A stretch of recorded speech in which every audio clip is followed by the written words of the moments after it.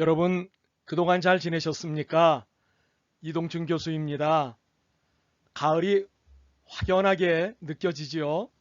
네, 가을엔 여러모로 우리가 기대하는 바가 있습니다.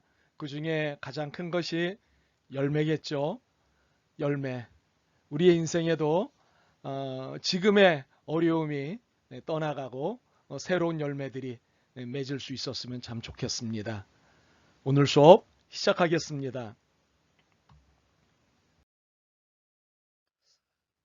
지난주 수업에서 여러분들에게 이 수업이 어떻게 진행되어지는지 구체적으로 진행을 드렸습니다만은 몇몇 분들의 열화 같은 성원이 있어서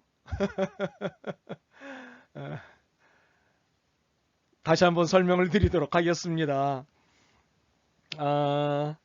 지난번 동영상 강의를 통해서도 설명을 드렸습니다만 그래도 제가 누굽니까? 친절하지 않습니까?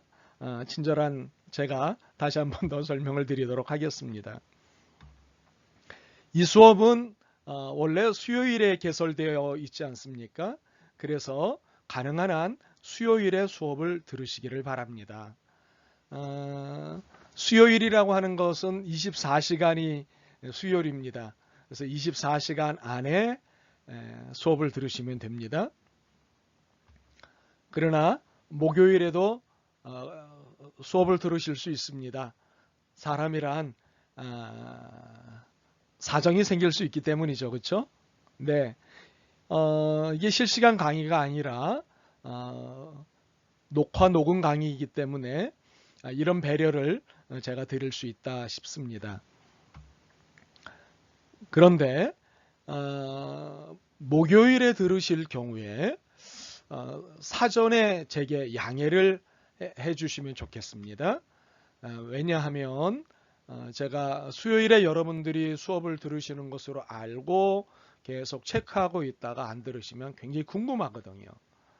그래서 혹시 무슨 어려운 일이 생기지 않으셨나 이런 걱정들을 하고 있으니까 제 걱정을 덜어주신다는 차원에서도 사전에 양해를 구하시고 다음날 목요일 강의를 들으셔도 되겠습니다. 그러나 될 수 있으면 수요일에 들으셔야 한다고 강조하는 이유는 나중에 성적을 낼 때 동점 처리를 어떻게 해야 되느냐라는 기준을 두고 고민이 생깁니다. 그때 아무래도 수요일 날 제 시간에 들으신 분들에게 혜택을 드려야 되지 않을까요? 그렇죠? 어드밴티지를 드려야 되지 않을까요? 네. 그런 차원에서 가능한 한 수요일에 들으시기를 제가 권하는 겁니다. 이 수업을 진행하는 중에 두 번의 출석 체크가 있습니다. 두 번 이상의 출석 체크인데 보통은 두 번입니다. 그러나 어딘가에 출석이 숨겨져 있습니다. 출석 체크가 숨겨져 있습니다. 그런 경우는 흔치 않겠지만 그러나 있습니다. 그게 어느 주인지는 저도 잘 모르겠습니다. 출석 체크는 이미 경험하셨다시피 교수의 카톡으로 보내시면 되겠고요. 매주 과제가 불가피하게 주어집니다. 이 과제 여러분들께서 자신의 이야기로 풀어서 제게 이메일로 제출해 주시면 되겠습니다.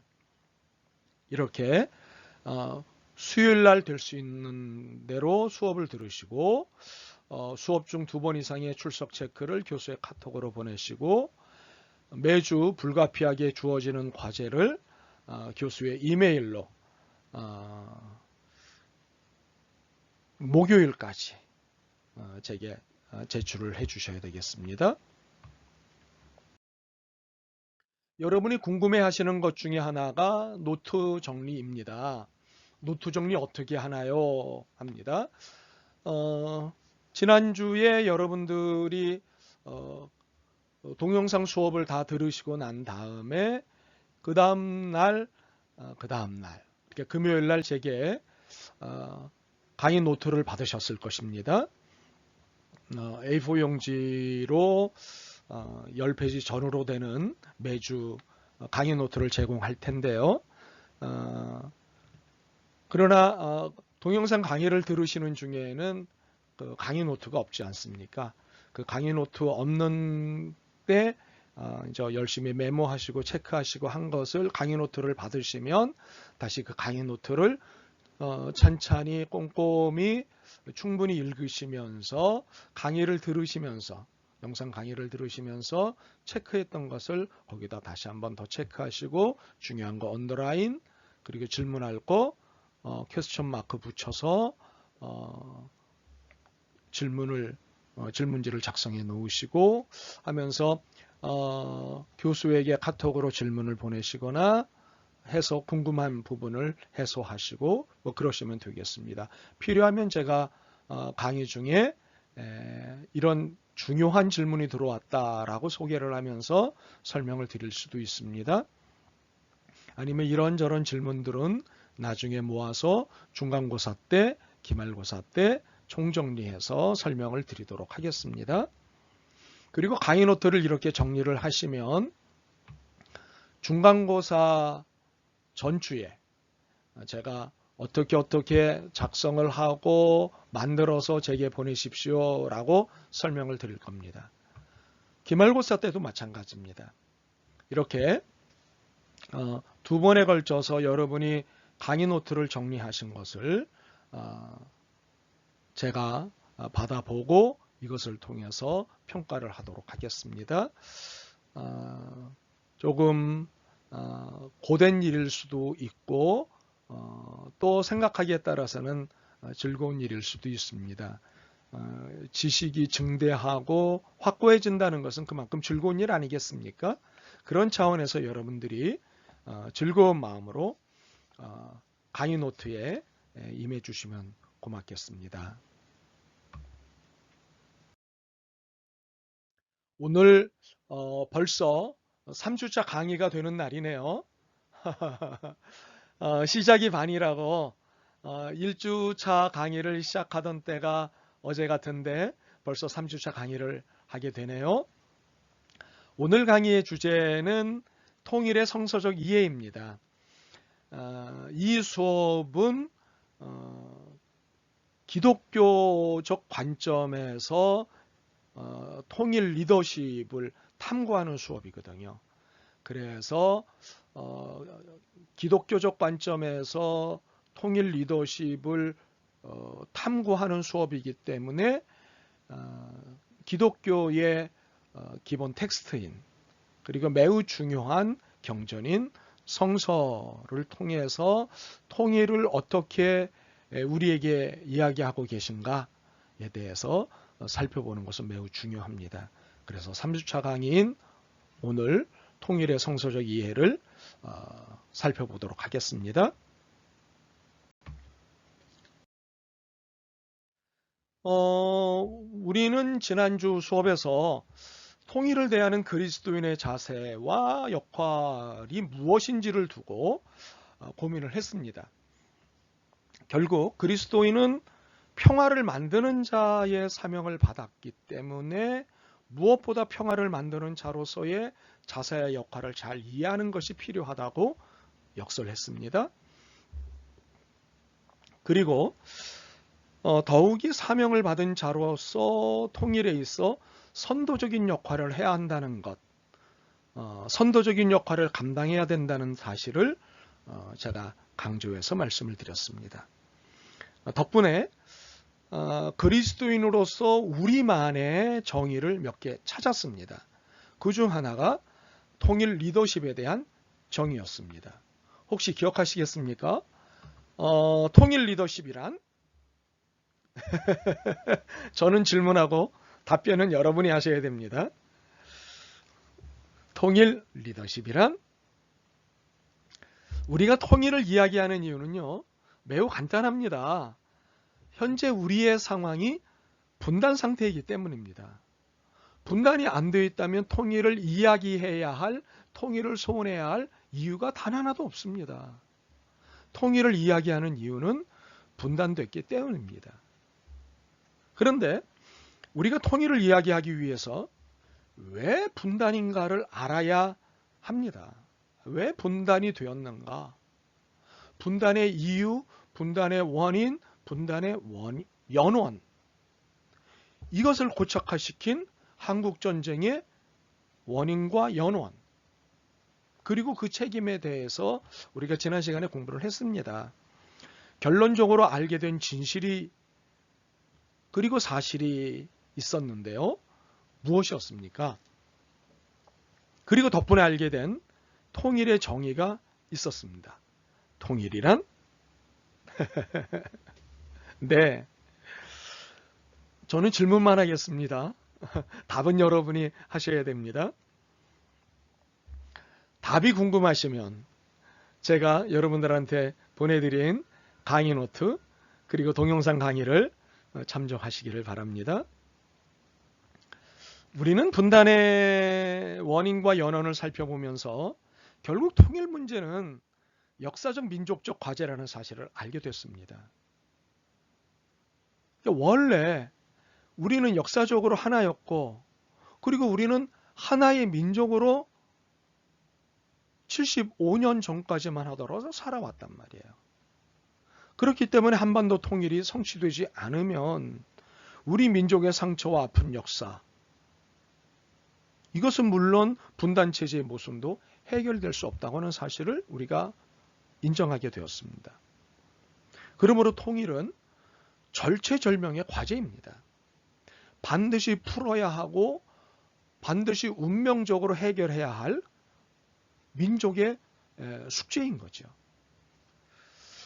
바로 이러한 민족의 숙제에 분위기를 더하시는 분이 계시는데 하나님이십니다. 하나님이 우리를 통일을 위한 길로 가게 하시기 때문에 통일은 더더욱 절체절명의 과제일 수밖에 없습니다. 이런 상황 가운데 우리는 그리스도인으로서 통일 리더십을 공부하고 있습니다. 때문에 그리스도인의 삶의 근거이자 지침인 성서의 통일 이해를 배우는 것이 매우 중요합니다. 그래서 오늘은 성서가 통일에 대해 어떤 이해를 갖고 있는지를 공부하겠습니다. 그런데 본격적으로 성서의 이해를 구하기 전에 왜 통일인지에 대한 성서의 기본적인 입장을 정리해 보도록 하겠습니다.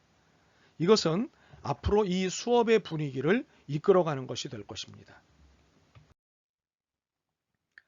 누가복음 18장에 보면 예수님께서 인자가 다시 올 때에 이 땅에서 믿음을 보겠느냐 라고 하셨어요. 왜 예수님은 다시 오실 때 믿음을 보기 어렵다고 하셨을까요? 예수님 보시기에요. 제대로 된 믿음을 가지고 있는 사람이 별로 없기 때문입니다. 사실 개신교의 기본이 오직 믿음입니다. 오직 믿음. 이 오직 믿음이라는 것으로 개신교가 탄생했거든요. 그래서 오직 믿음을 붙잡고 개신교는 지금까지 우리에게 신앙의 여러 가지 이야기들을 정리하고 있는 겁니다. 그렇다면 믿음이란 무엇일까요? 믿음이 있는 사람과 그렇지 않은 사람들과의 차이점은 또 무엇일까요? 그것은요, 새로운 피조물이 된다는 겁니다. 새로운 피조물. 또한 새로운 피조물이란 화목해 하는 것입니다. 믿음의 핵심은 십자가가 구원이고 십자가는 화목을 의미합니다. 그러나 우린 대체로 신앙이 좋다고 하는 사람을 떠올릴 때 평화를 만드는 사람을 떠올리기보다는 열정적인 사람을 떠올립니다. 와, 저 사람 믿음 있어. 막 열심을 내고 헌신적이고 그리고 열정을 가지고 어떤 일을 하면 와, 저 사람 믿음 있어. 교회 안에서. 공동체 안에서. 물론 배경에는 여러 원인이 있겠지만 가장 큰 원인이 남북 분단과 전쟁이라고 봅니다. 분단 현실은 우리로 하여금 사고와 많은 것들에 제약을 해왔습니다. 평화라는 말조차 자유롭게 사용하지 못하던 때가 있었으니까요. 예전에는 평화를 이야기하면 한반도의 평화 그리고 한반도의 통일을 이야기하면 정말 심각한 어려움에 처하기도 했습니다. 예수님은 제단에 제사를 드리러 오는 것보다 형제와 화목하는 것이 더 중요하다고 하셨습니다. 그런데 우리는 예수님의 기본적인 말씀과는 너무도 다른 삶을 살고 있다는 것이죠. 이런 역사적 배경에는 민주화로 가는 길 또한 험난했습니다. 이념과 대립이 대두된 시대에서 독재 통치가 이어졌고 그리스도인이라 할지라도 평화를 구하기보다는 대치 상태인 북한과의 싸움에서 이겨야 한다는 원한과 대립의 기조가 강할 수밖에 없었던 것이 사실입니다.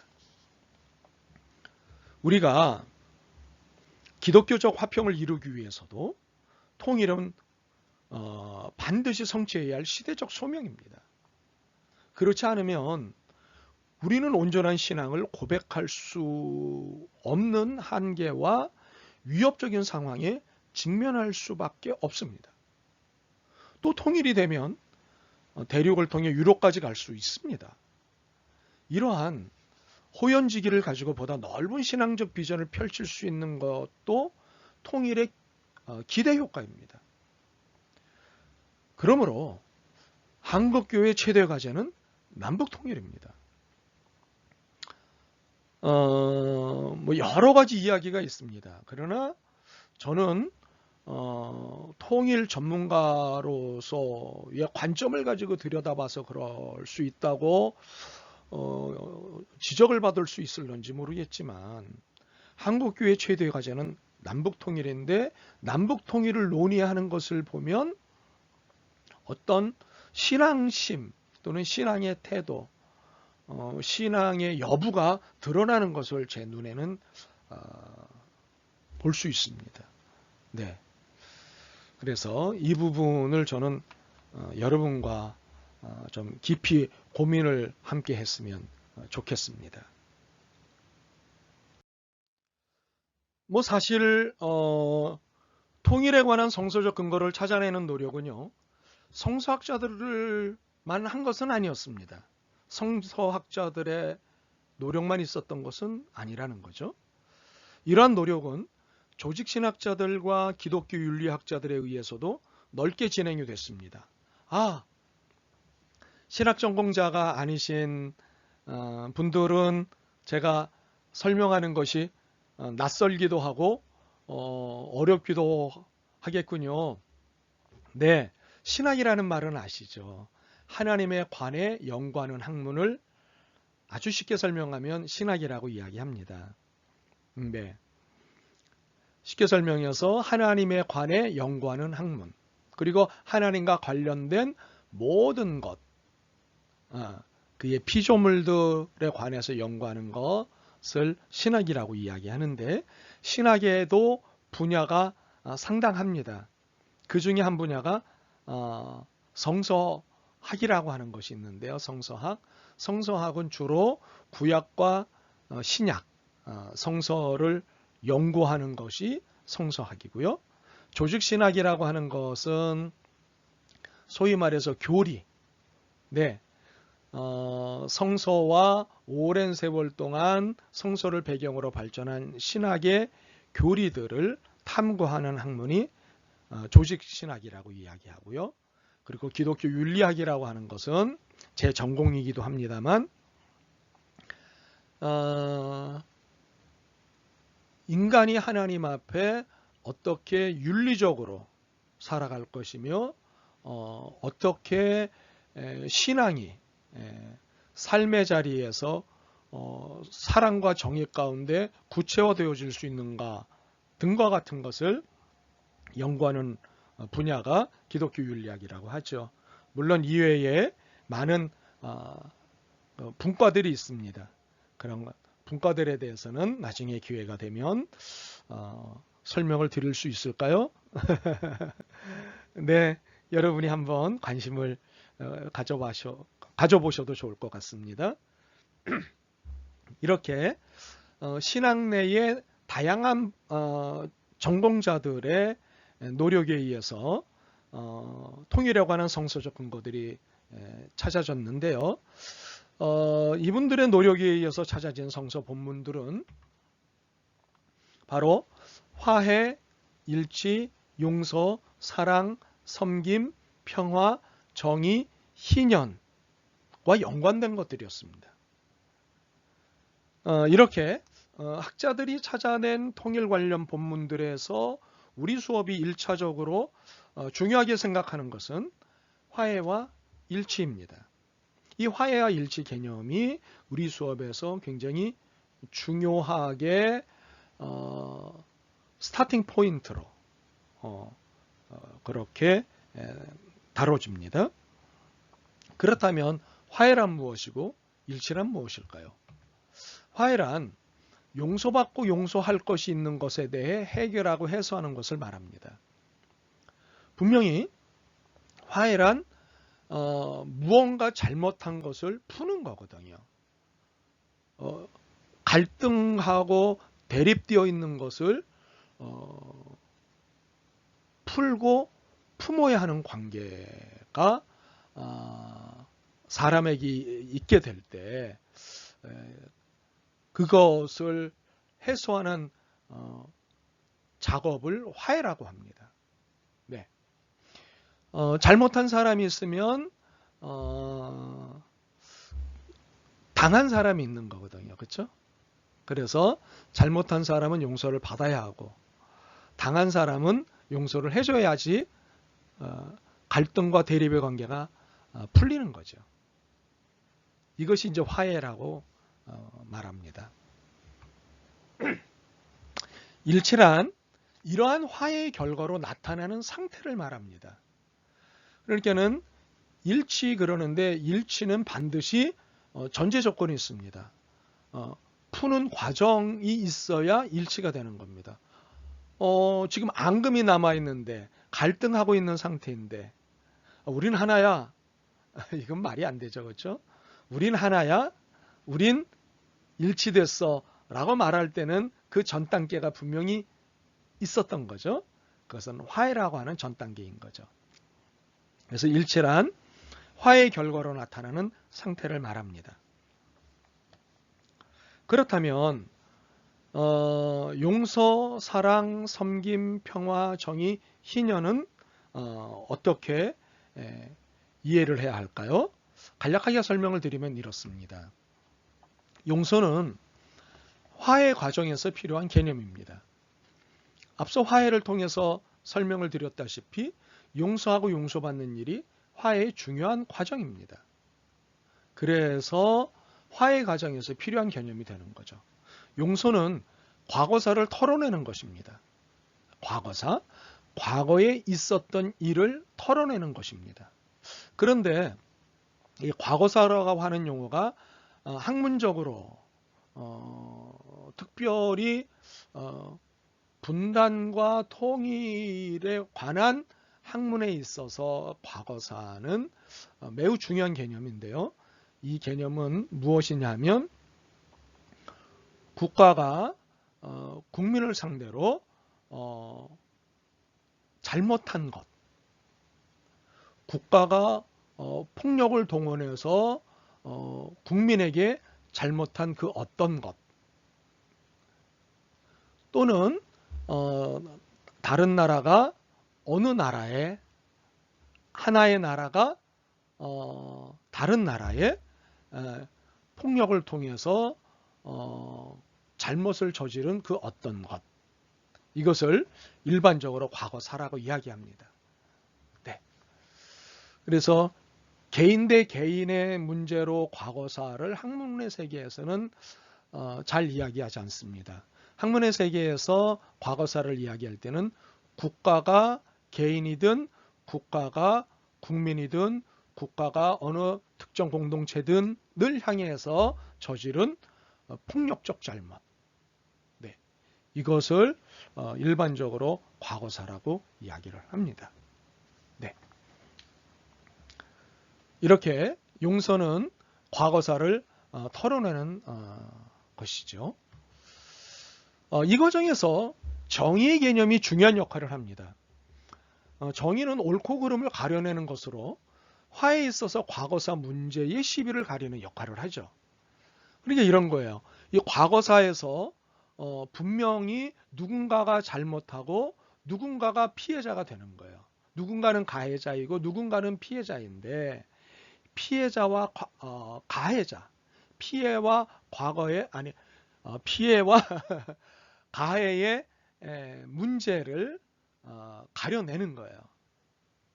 누가 피해를 입었고 누가 잘못을 저질렀는지의 시비를 가리는 역할을 하는 것이 바로 정의가 하는 역할이에요. 이렇게 화해를 위한 용서와 정의의 역할이 있은 뒤 일치가 나오는 거거든요. 네. 이 일치라고 하는 것이 그냥 일치됐다라고 말해서 또는 선포됐다고 일치가 되는 게 아니라는 거죠. 반드시 이러한 사전 과정들이 일치라고 하는 상태를 나타내는 거예요. 그런데 이 일치는 사랑과 섬김을 필요로 합니다.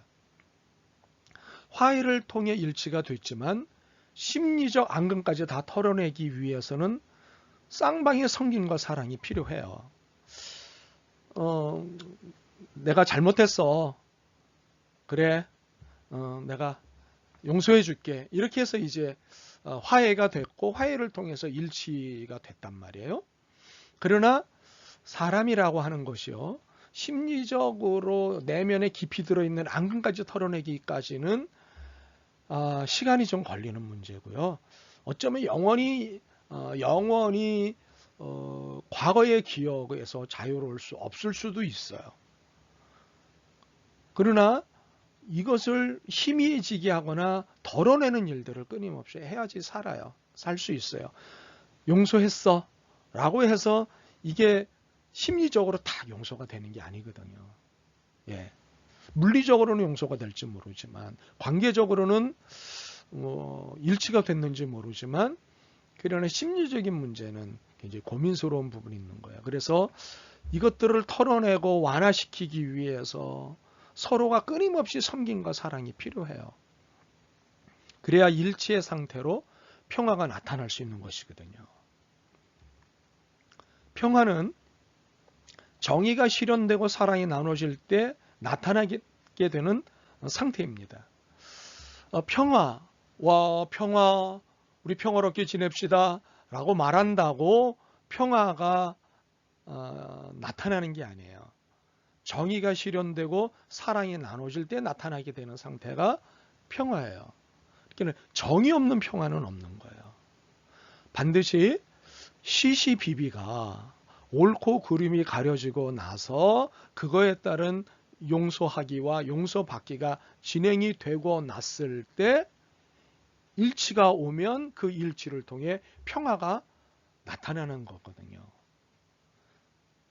그런데 이 평화가 결국에는 희년이라는 지상에서 단 한 번도 제대로 현실이 된 적이 없는 희년을 신천할 수 있게 될 것이라고 하는 사실이에요. 구약성서에 보면 희년에 대해서 하나님이 선포하십니다. 그런데 유감스럽게도 단 한 번도 하나님의 이 말씀을 이스라엘 백성이건 누구건 단 한 번도 실천을 하지 않았습니다. 지금까지도 마찬가지예요. 바로 이 희년을 실천해야지 되는 것이 사실은 그리스도인의 숙명이고 그리스도인의 어쩌면 남은 과제일 것이다 라고도 생각을 해보게 됩니다. 네.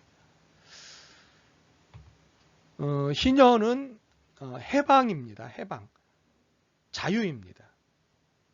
모든 종된 것에서, 모든 노예된 것에서 노임을 받는 것이 희년이에요.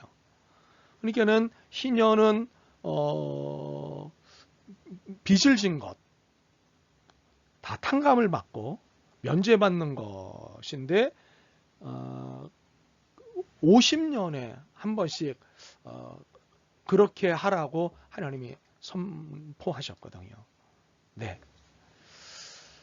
7년이 7번 지나간 50년 한 번씩. 네.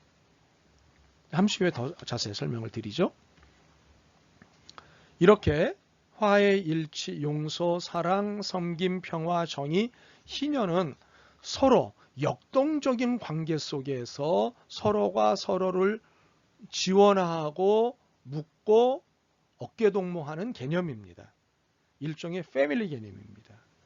통일의 패밀리 개념이 바로 화해, 일치, 용서, 사랑, 섬김, 평화, 정의, 희년입니다.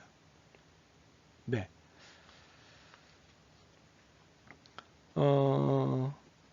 그렇다면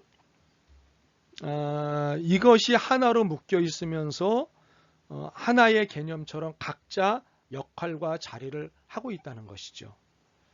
그렇다면 통일 논의에 있어서 그 어떤 개념보다도 기본이자 출발점이 되는 성서적 개념인 화해와 일치 개념을 보다 구체적으로 정리하는 것이 도움이 될 것입니다. 그러면 화해, 아까 잠깐 설명을 드렸습니다마는 화해란 이렇게 설명을 좀 풀어가죠.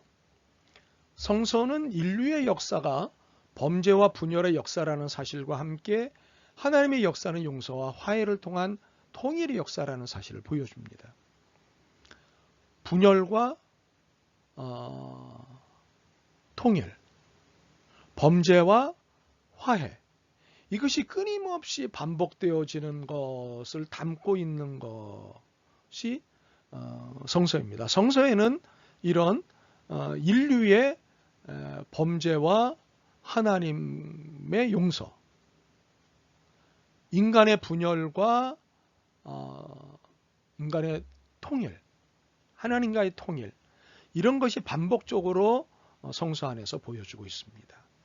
네.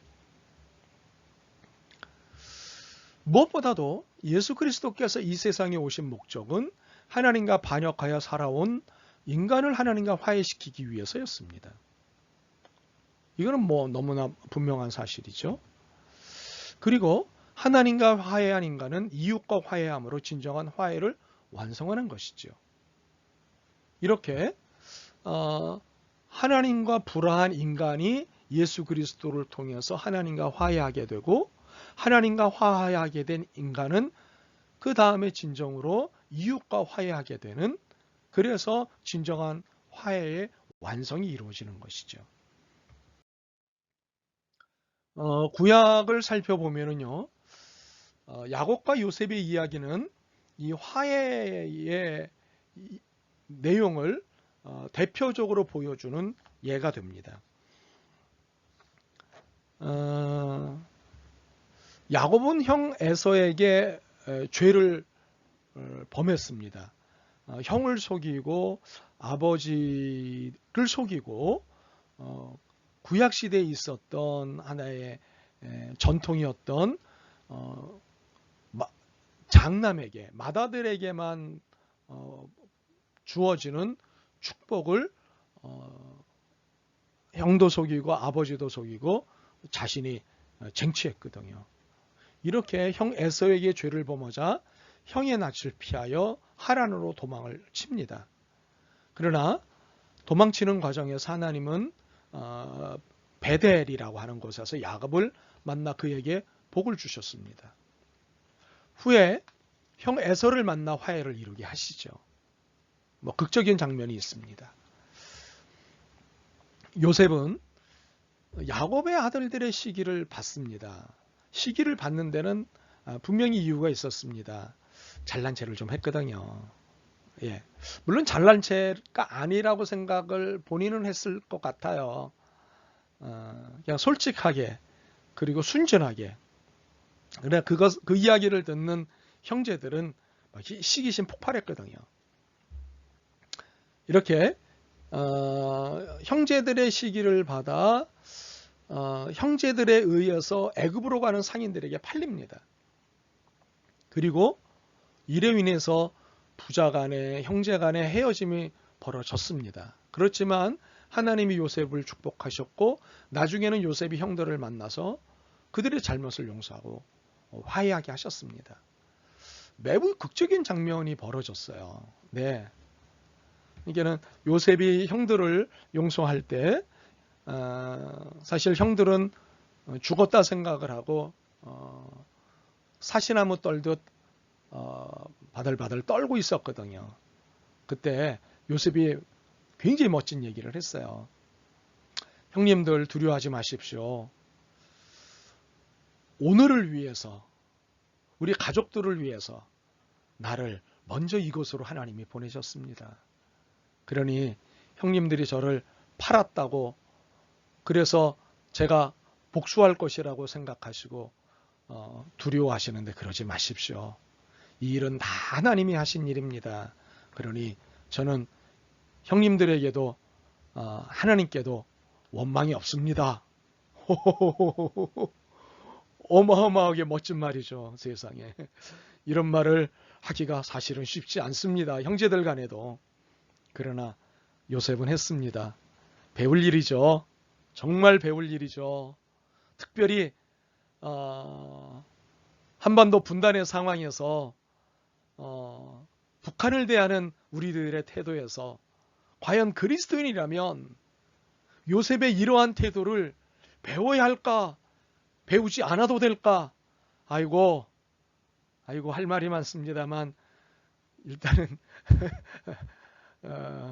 진중하겠습니다. 지금은 이후에 이스라엘의 범죄로 남과 북이 분열이 됩니다. 우리 한반도처럼 말이에요. 오래전에 이스라엘이 남과 북으로 분단이 됩니다. 결국에는 남북이 당시 강대국의 포로로 잡혀가는 비극을 겪게 되죠. 그러나 하나님께서는 그들을 다시 고국으로 돌아오게 하셨고 남과 북이 하나가 되게 하셨습니다. 그래서 현재 이스라엘은 남과 북이 통일이 된 상태에서 나라를 이루고 있죠. 여기서 볼 수 있는 것은 용서를 통해 나타나는 화해와 사랑 때문에 일어나는 용서를 볼 수 있습니다. 그러니까는 용서를 통해 나타나는 화해 그리고 사랑 때문에 나타나는 용서를 볼 수 있다는 거죠. 네. 신약을 볼까요? 신약을 살펴보면 이스라엘과 사마리아 간의 화해 사건, 이스라엘과 이방인 간의 화해 사건을 주목할 필요가 있습니다. 예수님은 하나님과 세상을 등지고 살아가던 한 사마리아 여인을 찾아가서 그녀를 하나님과 화목시키셨습니다. 뿐만 아니라 그녀와 그녀의 이웃들과도 화목시키셨습니다. 후에는 빌립, 베드로, 요한을 사마리아로 보내 그들을 하나님 그리고 이스라엘과 화목시키셨습니다. 이게 무슨 내용이냐면요. 사마리아는 이스라엘과 사실은 같은 피를 나눈 민족이에요. 그런데 오래전 이스라엘이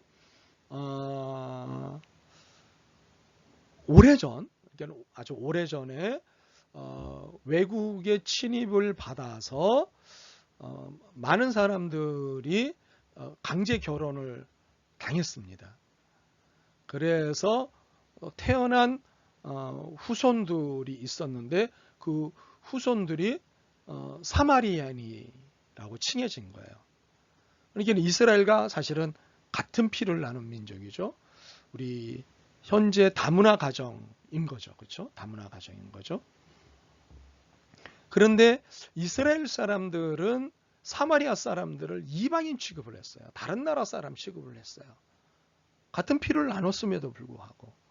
그래서 이스라엘의 한 복판에 사마리아 사람들이 사는 커뮤니티, 공동체, 마을이 있었습니다. 지역이 있었습니다. 바로 그 사마리아. 그래서 신약 성경에 보면은 사마리아라고 되어 있는데 그 사마리아가 그런 배경을 가진 그러한 동네입니다. 그래서 이 사마리아 사람들에 대해서 이스라엘 사람들은 이방인 취급을 하고 적대시하고 상종 못할 인간, 그리고 버러지와 같은 존재로 그렇게 하등하게 취급을 했습니다. 근데 예수님은 그래서는 안 된다고 친히 보여주신 거죠. 네. 성령님은 빌립을 에디오피아 내시에게 보내시고, 에디오피아는 아프리카의 한 나라죠, 그렇죠? 아프리카 에디오피아에서 온 내시에게 빌립을 보내시고는 이스라엘과 이방인 간의 화해를 시키셨습니다. 그리고 베드로를 가이사랴의 고넬료에게 보내셨습니다. 이 고넬료라고 하는 사람도 이방인입니다. 그리고 바울을 이방인의 사도로 삼으시고 이방인에게 보내심으로 이방인들과 이스라엘 사이를 화목시키셨습니다. 이러한 경험은 사도 바울로 하여금 기독교의 십자가의 복음은 화해와 통일의 복음이라고 선언하게 하셨습니다. 선언하게 하였습니다. 이것은 하나님과의 화해 그리고 인간 간의 화해가 복음의 핵심이라고 선언한 것이죠. 그러므로 화해를 하는 것은 계속해서 눈여겨보셨다시피 하나님의 뜻입니다. 그리고 통일은 화해의 한 모습입니다. 이것을 인정해야 합니다. 화해하고 싶지 않아. 나는 계속해서 갈등과 싸움 상태로 살 거야. 아이고, 하나님을 믿는다면, 그리스도인이라면 결코 취해서는 안 될 태도이자 행동입니다. 하나님을 믿고 그리스도인이라면, 예수 그리스도를 믿는 사람이라면 그리스도께서 보여주신 모습 그대로 살아가야 하는 건데 그것이 화해이지 않습니까? 그러므로 화해를 하는 것이 하나님의 뜻이고 그리스도인으로서 살아가는 마땅한 태도예요. 그러므로 통일을 소원할 뿐만 아니라 통일을 위해서 화해라고 하는 틀을 붙잡고 통일을 추구해 나가고 소원해야 된다는 거예요. 이것이 하나님의 뜻이에요. 싸움으로 통일하겠다? 전쟁으로 통일을 하겠다? 이 부분에 대해서는 나중에도 흥분하여 설명할 시간이 있을 테니까 그때 가서 설명을 드리겠습니다. 벌써부터 흥분하면 안 되겠죠. 네. 체크! 여러분이 가장 두려워하는 출석 체크 시간입니다. 근데 저는 왜 즐겁죠? 죄송합니다. 신학자들의 수고에 의해 찾아진 통일 관련 본문들이 있습니다. 이 본문들은 어떤 개념들과 연관되어 있습니까? 제가 8개 개념을 설명드렸습니다. 그 8개 개념을 적어서 제 개인 톡으로 보내주시기 바랍니다. 네, 자, 시작하십시오. 네, 이번에는 일치 개념을 살펴보도록 하죠. 통일을 화해 관점만이 아니라 일치, 하나됨이라는 관점에서도 살펴볼 수 있습니다.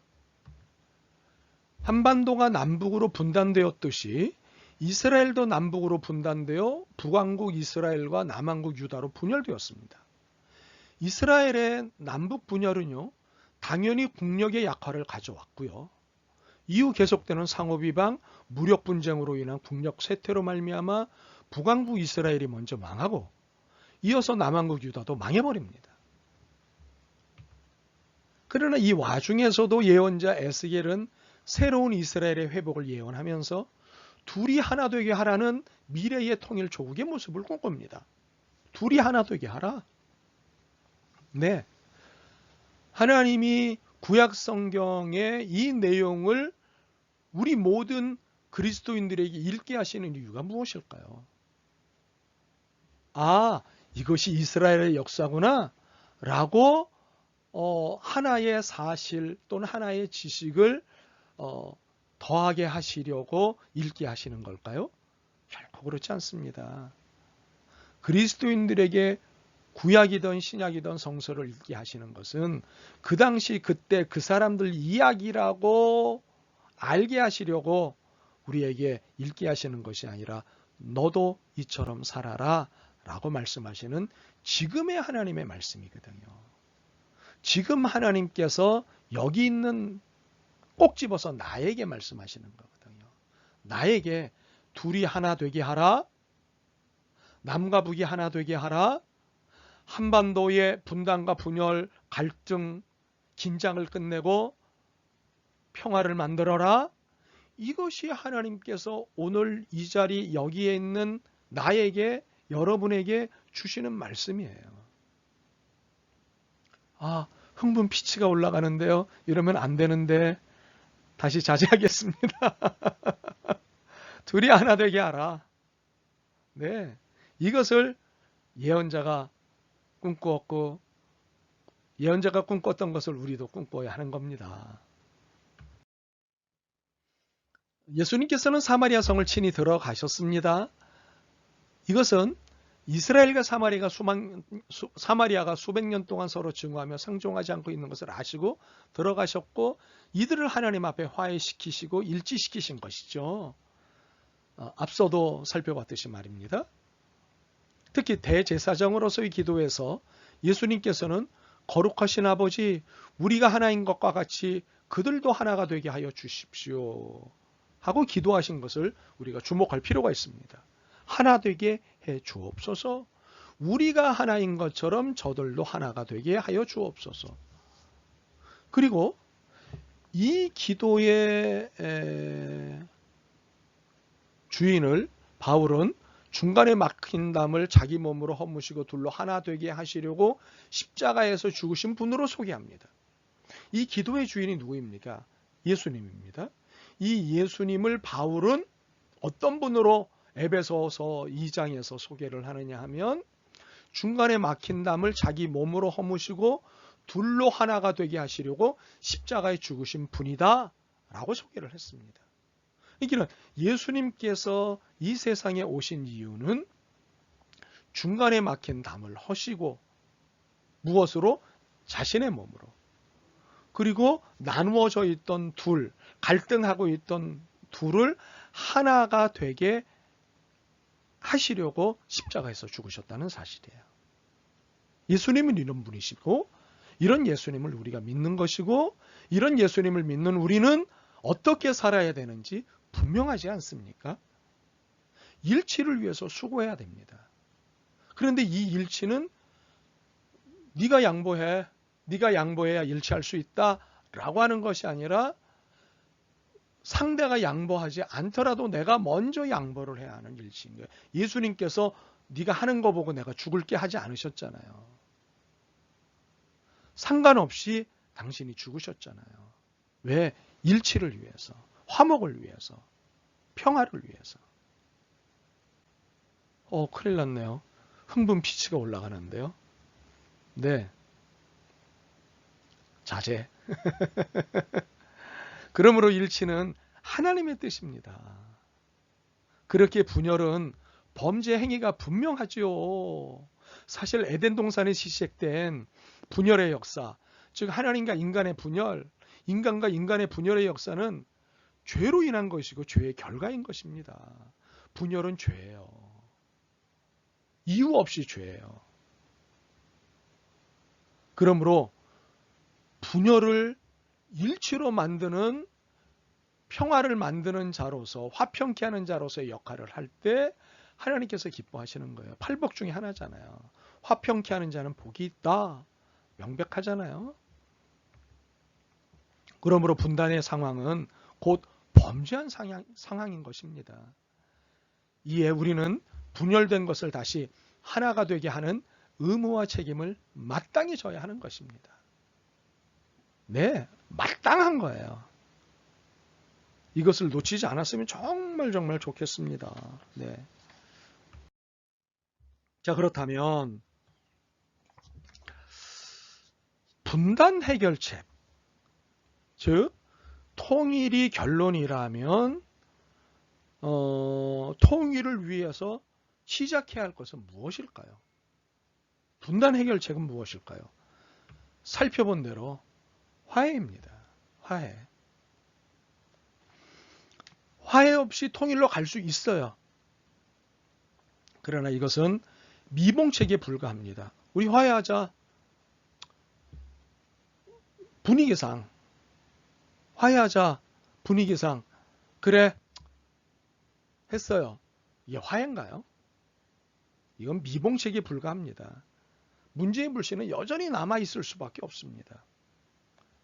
바울은요, 기독교의 십자가의 복음은 화해와 통일의 복음이라고 선언합니다. 하나님과의 화해와 인간 간의 화해가 복음의 핵심이라고 선언한 것이죠. 바울은 한 걸음 더 나아가서 이 화해와 통일은 사람들에게만 적용되는 것이 아니고 우주 만물에게까지 적용된다고 했습니다. 결국 하나님뿐만 아니라 사람과 자연과 화해를 하는 것은 하나님의 뜻이고 통일은 화해의 마지막 단계라는 것입니다. 수업의 주제와 상관이 없을 수도 있지만 연관된다고 생각을 하는데 코로나19라고 하는 상황도 피조물과 화해하지 않고 피조물 간의 갈등, 인간이 피조물에 대해서 폭력을 가한 것의 결과로 나타나는 것이지 않습니까? 결국 피조물 간의 화해를 해야 코로나19와 같은 사태가 더 이상 벌어지지 않고 그리고 하나님이 원하시는 통일의 삶, 사이좋게 건강하게 살아가는 삶이 될 수 있다는 것이죠. 네. 분단은 과거사이기에 이를 해결하지 않고는 통일로 갈 수 없습니다. 강제적 통일의 길이 없는 것은 아닙니다. 강제적으로 할 수 있습니다. 많은 분들이 소위 말해서 무력으로라도 통일을 해서 한반도를 통일시키자라고 하는 이야기를 하시는데 굉장히 겁없는 이야기이자 굉장히 비성서적인 태도입니다. 교회 안에서 그리스도인이 이런 얘기를 한다는 것은 유감을 넘어 정말 해서는 안 될 것이라고 분노하게 됩니다. 그러니까 싸움이 아니라 화해만이 한반도 분쟁에 그리고 갈등의 주원인인 과거사를 해결할 수 있는 최선의 길입니다. 이 최선의 길로서의 화해는 현실적으로 4개의 개념을 갖습니다. 진실, 용서, 보상, 협상입니다. 진실은 정의 회복으로서의 화해 개념이고요. 용서는 사랑으로서의 화해 개념이고요. 보상은 비용 지불로서의 화해 개념이고요. 협상은 거래로서의 화해 개념입니다. 그래서 진실로서의 화해, 용서로서의 화해, 보상으로서의 화해, 협상으로서의 화해. 바로 화해를 하기 위해서는 이 4개의 개념과 이 개념에 따른 과정과 절차가 필요한데 그것에 대해서 살펴보도록 하죠.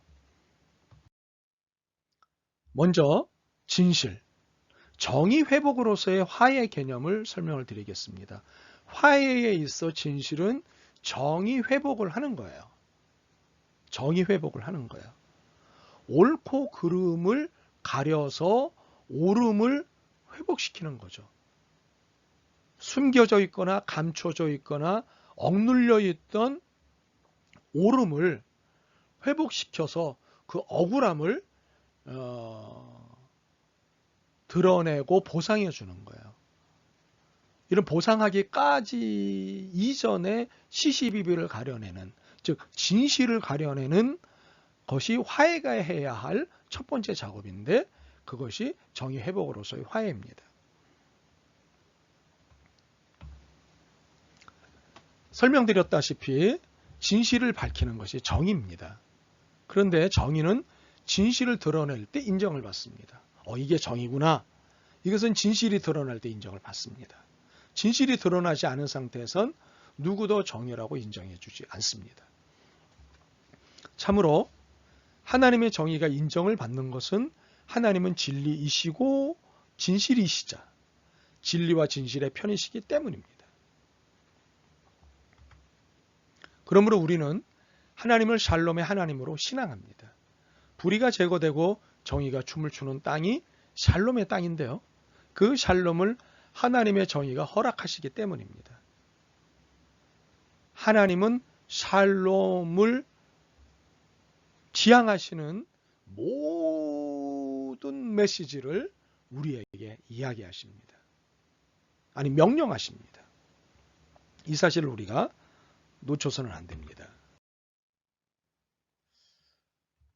구약성서에서 샬롬이란 단어를 사용할 때는 어떤 부정적인 사건이나 엔샬롬의 상황이 발생할 때입니다. 이 샬롬이라는 말은 평화, 화평이라고 하는 말로 번역해서 사용할 수 있죠. 샬롬 그러면 안녕하세요. 우리나라 말로는 샬롬 그러면 평안하십니까? 평안하시길 바랍니다. 이런 의미를 담고 하는 인사가 되는 거죠. 이 샬롬이라는 단어, 이것은 샬롬이 아닌 경우를 비교해보면 샬롬이 무엇인지를 바르게 더 정확하게 이해할 수 있습니다. 그러니까 엔샬롬의 모습에 비추어 볼 때 그 의미와 사실이 더욱 분명하게 드러나고 샬롬이 이래서 필요하구나 라고 하는 필요를 더욱 절실히 느끼게 되죠. 그러면 구약 성경에서 우리에게 소개하는 엔샬롬의 경우가 어떤 경우이냐, 엔샬롬의 상태가 어떤 상태이냐 하면 여러분 지금 보시다시피 포로된 상황에서부터 죄를 범한 상황, 어려운 경제적 상황 등 이런 다양한 상황들을 우리가 엔샬롬의 경우, 엔샬롬의 상태라고 이야기할 수 있습니다. 네. 이렇게 엔샬롬의 상황을 들여다보면 이것의 반대가 샬롬이구나. 이 샬롬을 우리가 추구하지 않으면 안 되겠구나 라고 하는 것을 우리가 깨닫게 된다고 하는 사실이죠. 네. 부정한 수법으로 집을 짓고 사치한 돈으로 제 누각을 지으면서 노동자들에게 품삯을 주지 않음으로써 노동자의 노동력을 착취하는 상황, 이것이 엔샬롬의 상황이에요. 이것은 결코 행복하고 안녕한 상황이 아닌 거죠. 그러므로 샬롬을 만들어야 할 이유는 분명한 거지 않겠습니까? 네. 신약 성서에서도 평화, 신약의 용어로 말하면 에이레네라고 얘기합니다. 샬롬을 신약 성경에서는 에이레네라고 얘기하는데, 이 에이레네라고 하는 이 평화는 엔샬롬의 상황으로부터 극복되는 해방적 요구입니다. 그러니까는 예수님께서도 제자들에게 타계적이고 이념적인 평화, 뜬구름 잡는 평화를 가르치신 것이 아니라 지금 여기서 당장 필요한 현실의 평화, 그리고 현재 만인을 속이고 있는 거짓된 평화를 들춰내고 제거하는 그런 일을 하셨습니다. 마태복음 10장 34절에 보시면 내가 세상에 평화를 주러 온 줄로 생각하지 마라. 평화가 아니라 칼을 주러 왔다. 이것은 매우 이 안에 패러독스, 모순된 역설이 있습니다. 모순이죠. 평화를 이야기하시는 예수님이 칼을 주러 왔다고 하셨으니까. 그러나 이 모순된 이야기 속에 진리가 담겨 있는 거예요. 칼을 주러 오신 것이 아니라 평화를 주러 오셨는데 이 평화를 방해하는 일체 것들에 평화로 손을 대시겠다는 거죠. 네. 그러니까는 거짓 예언자들의 거짓 샬롬에 대한 저항이셨던 거죠. 가난한 자들을 더 가난하게 만들고 자유한 자를 포로로 만들고 눈 뜨고 있었던 자를 눈이 멀게 하고 그리고 계속해서 누르고 있고 하는 실제적으로도 이런 분들에게 사랑을 실천하고 그리고 평화를 주는 것, 이것이 복음이고 샬롬입니다. 바울의 경우 엔샬롬의 상태, 즉 샬롬이 없는 상태를 인간의 마음에서 찾았습니다. 로마서 1장 29절에서 31절을 보면 모든 불의, 추악, 탐욕, 악의가 가득한 자요, 시기, 살인, 분쟁, 시기, 악독이 가득한 자요, 수군수군하는 자요, 비방하는 자요, 하나님이 미워하시는 자요, 악을 도모하는 자요, 부모를 거역하는 자요, 우매한 자요, 배악하는 자요, 무정한 자요, 무자비한 자. 이러한 엔샬롬의 상태에 사는 인간은 결국 하나님과 인간과 인간 사이의 샬롬을 파괴하고 더불어 살아야 할 공동체성을 파멸로 이끌게 됩니다. 그러므로 이건 절대 권장할 태도도 아니거니와 이것을 방관해서는 안 되는 것이 그리스도인의 태도입니다. 그리스도인은 엔샬롬을 추구하는 사람들이 아니라 그리스도인은 샬롬을 추구하는 사람들이기 때문이죠. 이제 저는 여러분과 함께 사랑으로서의 화해인 용서, 화해에서 진실을 찾는 작업 다음에 해야 할 일이 용서라고 안내를 하겠습니다. 과거사의 진실을 밝힘으로 통일로 향하는 문이 열리는 것은 사실입니다. 그러나 드러난 진실에 대해서 어떤 태도를 취할 것이냐 하는 문제 또한 진실을 밝히는 일 못지않게 중요합니다. 자, 진실이 밝혀졌어요. 그 다음에 어떻게 할 것이냐. 이 진실은 누군가는 피해를 입었고 누군가는 가해를 한 거예요. 그러면 가해한 사람은 피해자에게 용서를 구해야 되는 것이고 피해자는 가해자로부터 용서를 받아야 되고 용서를 해줘야 되는 거죠. 그렇죠? 가해자 또한 용서를 구해야 되고 용서를 받아야 되는 거죠. 그러므로 진실이 드러났다고 해서 끝나는 것이 아니라 화해의 두 번째 단계는 용서의 과정이 필요한 거예요. 사실 우리나라에도 이 한반도에도 어마어마한 과거사가 있어요. 이 과거사가 하나하나 지금 드러나고 있거든요. 무엇이 진실인지. 광주 5.18 민주항쟁, 제주 4.3 항쟁. 우리 수업에서 이 부분을 잠깐 다루겠습니다만 이런 진실이 드러났어요.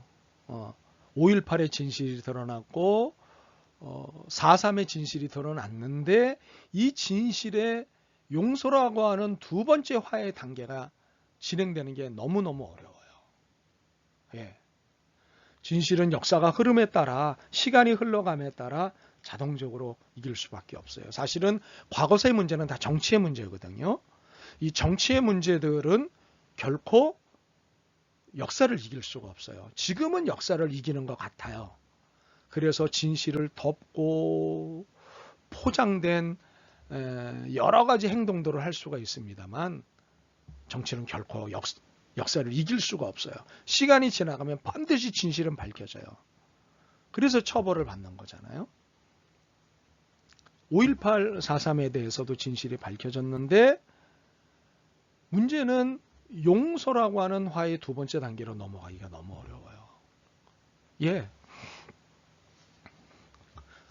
국가에서도 잘못했다고 그러는데 가해 당사자들은 사죄할 생각을 안 하는 거예요. 네.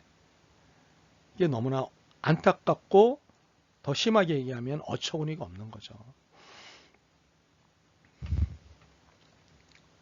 분단의 원인과 한국전쟁의 책임에서 누군가는 원인이고 누군가는 책임이 있다는 것을 밝혀지면 누군가는 용서를 구해야 하고 누군가는 용서를 받아야 하기 때문입니다. 그리고 누군가는 용서를 받아야 하고 누군가는 용서를 해야 합니다. 제가 계속해서 강조를 드리는 거죠. 그런데 용서를 받고 용서하는 것이 쉽지 않아요. 네, 우리나라만 그런 것이 아니라 다른 나라들도 다 마찬가지예요. 독일, 남아프리카 공화국 쉽지 않았어요. 여전히 이것에 대해서 번복하려는 태도들이 나타나기도 해요. 그러나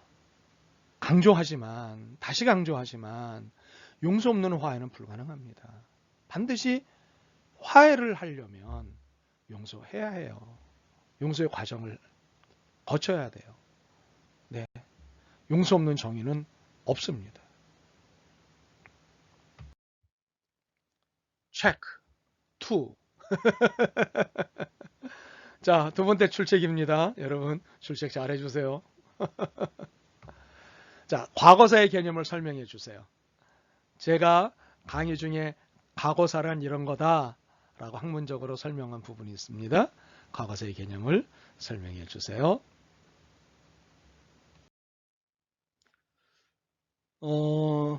신앙인의 관점에서 용서는 어디에서 나오는 것일까요?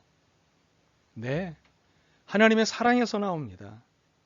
우리가 서로 사랑해야 하는 이유는 하나님이 죄인인 우리를 먼저 사랑하시고 십자가에 달리심으로 우리를 용서하셨기 때문입니다.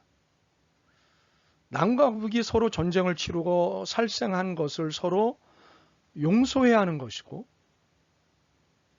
하는 것은 예수님께서 십자가에서 용서의 본을 보여주셨기 때문입니다. 누가복음은 십자가에서 자기를 못 받고 자기 옷을 나누기 위해 제비를 뽑는 사람들을 용서하시는 예수님의 모습을 기록하고 있습니다. 예수님은 죄가 없음에도 불구하고 흉악범들과 같이 십자가에 못 박히셨습니다. 십자가에서 예수님은 자기를 십자가에 못 박는 자들을 위해서 이렇게 기도를 하셨어요. 아버지, 저들을 사하여 주옵소서. 자기들이 하는 것을 알지 못함이니이다 라고 기도하셨어요. 이렇게 해서 하나님과 인간 사이에, 인간과 인간 사이에 평화가 이루어진 거예요. 아버지요, 저들은 저들이 하는 짓을 알지 못합니다. 저들을 용서해 주옵소서. 야, 근데 이런 부분은 다른 데는 다 적용을 하시면서 믿음이 좋다고 하는 그리스도인들 중에 많은 분들이 남북의 문제에 있어서는 이것을 적용하려고 하지 않으세요. 왜 그럴까요? 모든 데 동일하게 적용되어야 하는 것이 용서 아닌가요? 이 용서를 통해서 화평을 추구해야 되는 거 아닌가요? 참 이해하기가 어려운 부분이 많아요. 사실 바울이 에베소서 2장 13절에서 14절, 이전에 전에 멀리 있던 너희가 그리스도 예수 안에서 그리스도의 피로 가까워졌느니라. 그는 우리의 화평이신지라 둘로 하나를 만드사 원수된 것 곧 중간에 막힌 담을 자기 육체로 하시고, 이어서 법조문으로 된 계명의 율법을 폐하셨으니 이는 이 둘로 자기 안에서 한 세 사람을 지어 화평하게 하시고 또 십자가로 이들을 한 몸으로 하나님과 화목하게 하려 하심이라. 원수된 것을 자기 십자가로 소멸하시고, 네, 자기 몸을 내놓으시고 그것을 통해서 중간에 막힌 담을 하실 뿐만 아니라 그것을 통해서 원수된 사람들을 화목하게 하셨다는 것. 네, 이것을 우리는 배워야 하고 이것을 살아내야 하는 거예요. 그래야 그리스도인이에요. 만약에 이것을 살아내려고 하지 않고 잘 못하더라도 수고하지 않으면 그리스도인이 아니에요. 나 그리스도인이야, 나 믿음 있어 하면서 이거 실천 안 한다? 글쎄요, 제가 보기엔 그리스도인 아니에요.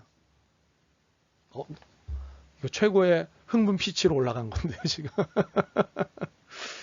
네, 정말 정말 강조하고 싶은 얘기예요. 네. 그러면 이번엔 보상지불로서의 화해를 설명드리도록 하죠. 화해 세 번째 단계는요, 보상이에요. 자, 진실이 밝혀졌죠? 그리고 그 진실에 따라 용서를 하는 과정이 필요하죠. 그러나 입으로만 용서?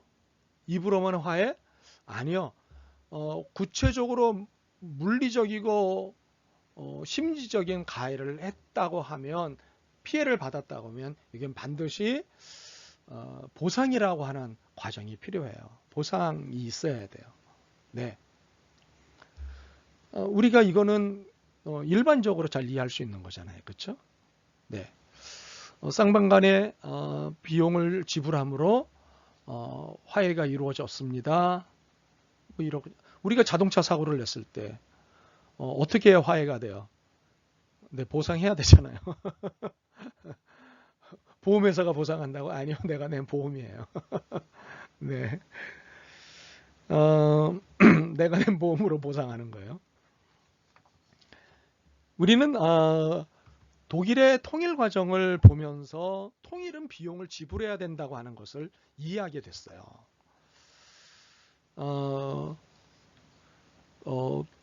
통일 전의 동독이 경제적으로 곤란한 상태였어요.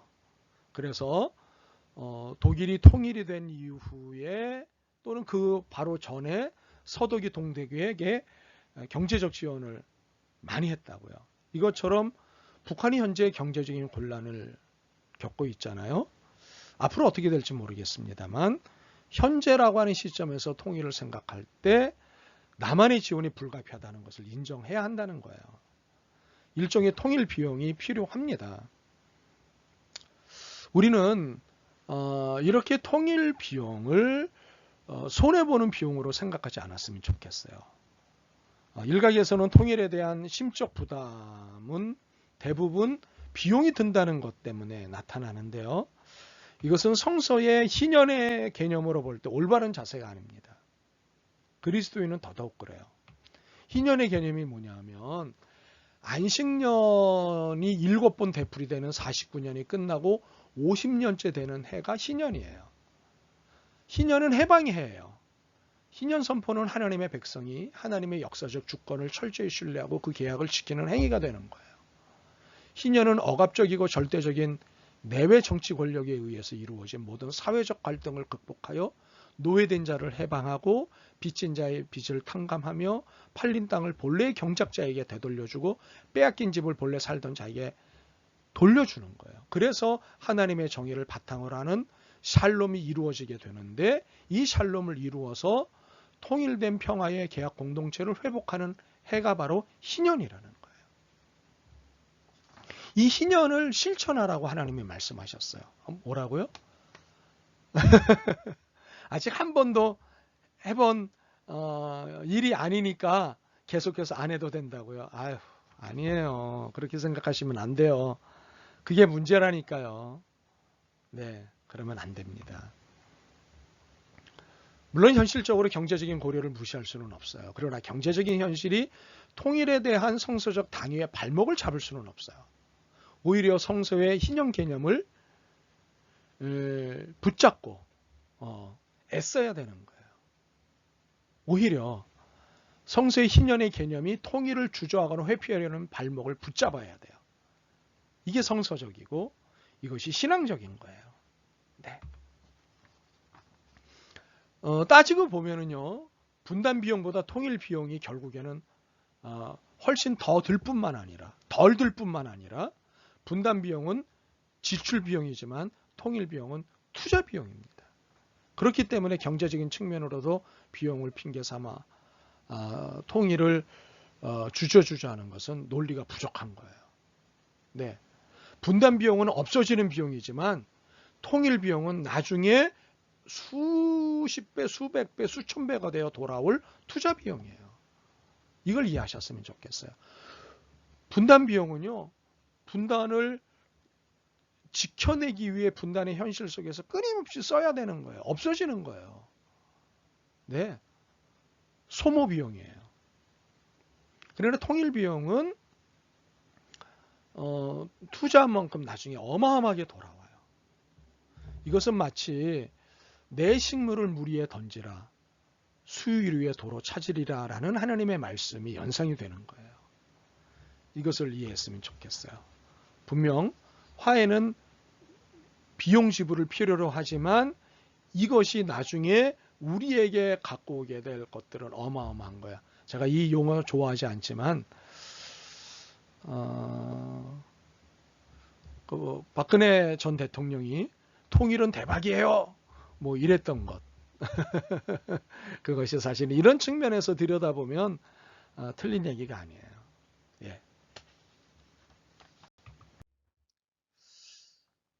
이번에는 거래로서의 화해인 협상에 대해서 이야기를 하겠습니다. 화해의 마지막 단계는 협상이에요. 첫 번째 단계는 진실을 찾아내는 작업이죠. 진실. 네. 그 다음에는 용서. 네. 그 다음에는 비용 지불. 그렇죠? 예, 보상이죠. 그렇죠? 그 다음에는 협상입니다. 이제 어떻게 할까? 이제 비용을 지불했으니 어떻게 할까? 이렇게 되는 겁니다. 네. 남한이 하나의 국가이든 북한도 하나의 국가예요. 그래서 북한을 만날 땐 국가 대 국가로 만나야 하고요. 국가 대 국가로 대화해야 돼요. 근데 어떤 분들은 아랫사람이나 하수를 다뤄도 북한을 다루는 분들이 계시고 이해하는 분들이 있는데 안 됩니다. 우리 대한민국의 헌법에 보면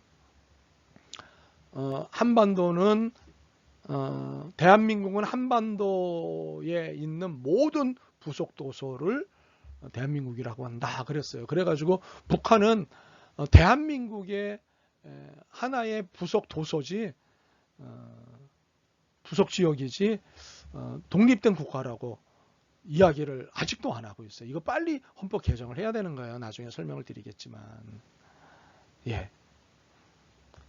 이미 북한은 국제사회에서 하나의 국가로 인정된 상태예요. 우리가 함께 유엔에 가입되어 있지 않습니까?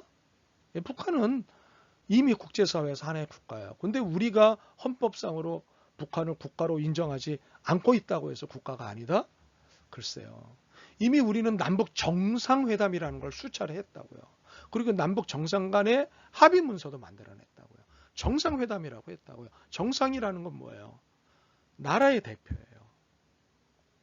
이미 다 인정을 했는데 그러므로 남북기본합의서 제1조에 규정한 것처럼 상대방의 체제를 인정하고 존중할 때 진정한 대화와 협상과 합의와 평화가 이루어질 수 있다고요. 네. 이 작업들을 우리가 사실은 열심히 해야 합니다. 이러한 태도들을 가져야 됩니다. 근데 교회 안에서조차 북한을 뿔 달린 마귀처럼 생각을 하고 없어져야 할 원수들로 자꾸만 이야기하는데 그래서는 안 됩니다. 하수로 여겨서도 안 됩니다. 아랫사람으로 다루어서도 안 됩니다.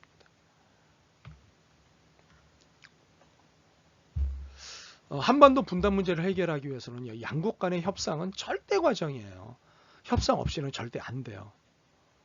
소위 말해서 힘의 대결에 의한 흡수형 통일을 주장하시는 분들이 있는데요. 안 됩니다. 합의형 통일. 그러니까는 끊임없는 협상. 자꾸만 만나야 합니다. 만나서 대화해서 하나씩 통일을 향해서 걸음을 놓아가야 합니다. 만나고 대화할수록 평화는 이 땅에 임하는 거예요. 네. 사이가 좋아지는 방법은 하나뿐이 없어요.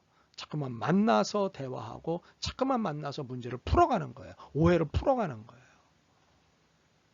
이게 굉장히 중요합니다. 그래서 우리 수업은 합의형 통일 방안을 추구합니다. 흡수형 통일 방안이 아닙니다. 네.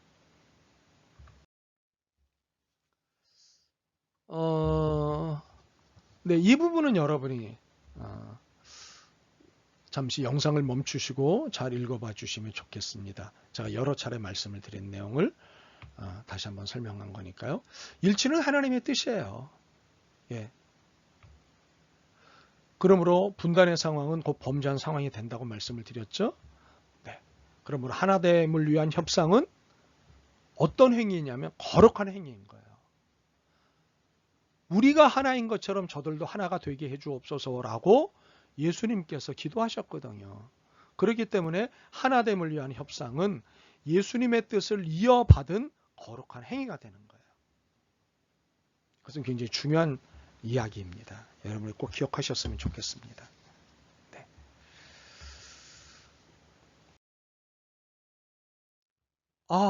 레포트를 내드려야 되는 시간이군요. 이번 주 레포트는요, 다음과 같습니다. 힘드시더라도 열심히 해주세요. 오늘 강의를 통해 강조했던 화해의 개념을 여러분의 이야기를 담아 정리하여 제출해 주십시오. 화해의 개념을 여러분의 이야기를 담아 정리해서 제출해 주세요. 바로 여기로 17일 목요일 24시까지 A4 용지 1페이지 분량으로 제출해 주시기 바랍니다. 이 시간은 꼭 지켜주시기를 바랍니다. 사정이 생기시면 제게 미리 연락을 해주시면 마이너스 점수가 가더라도 양해를 하겠습니다. 그러나 마이너스 1점을 받더라도 내시는 것이 낫겠죠? 네, 여러분들께 다시 한번 부탁합니다. 여러분의 이야기를 담아서 시간과 내용을 지켜서 보내주시기를 바랍니다. 오늘 수업을 통해 무슨 생각이 정리가 되셨습니까? 혹시 우리가 너무 비성서적 사고에 물들어 있는 것은 아닌가라는 생각으로 반성이 되지는 않던가요? 사실 우리는 그리스도인이라고 하면서 매우 세속적인 사고를 매우 성서적인 사고라고 착각하며 살 때가 많습니다. 기회가 닿는 대로 하나하나 찾아내는 일이 필요할 것입니다. 여러분 오늘도 고생 많으셨습니다. 고맙습니다. 안녕.